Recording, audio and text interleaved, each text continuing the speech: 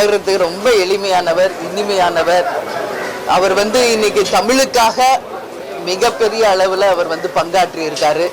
பனை மரத்தினுடைய அந்த வேல்யூவை மக்களுக்கு எடுத்துரைத்தவர். வயதான காலத்திலுமே பூரண மதுவிலக்கை வலியுறுத்தி நடைப்பயணம் சென்றவர்.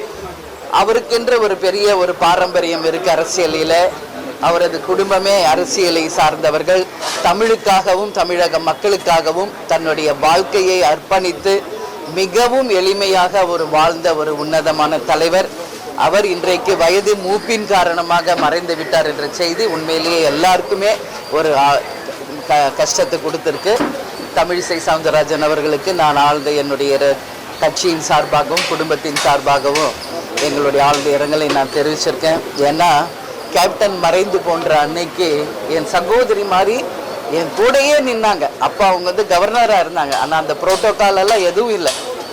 3 வாட்டி என் கூடையே இருந்து கேப்டனை இறுதி மரியாதை செலுத்தும் வகை அவங்க அரசியலுக்கு அப்பாற்பட்டு ஒரு நல்ல என்னோட சிநேகிதி.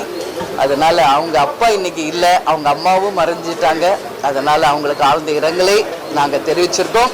எனவே அவருடைய ஆன்மா சாந்தி அடையணும் என்று எல்லாம் வல்ல இறைவனை வேண்டுகிறோம். தேசிய முற்போக்கு திராவிட கழகத்தின் சார்பாக எங்களுடைய ஆழ்ந்த இரங்கலை நாங்கள் தெரிவித்துக் கொள்கிறோம்.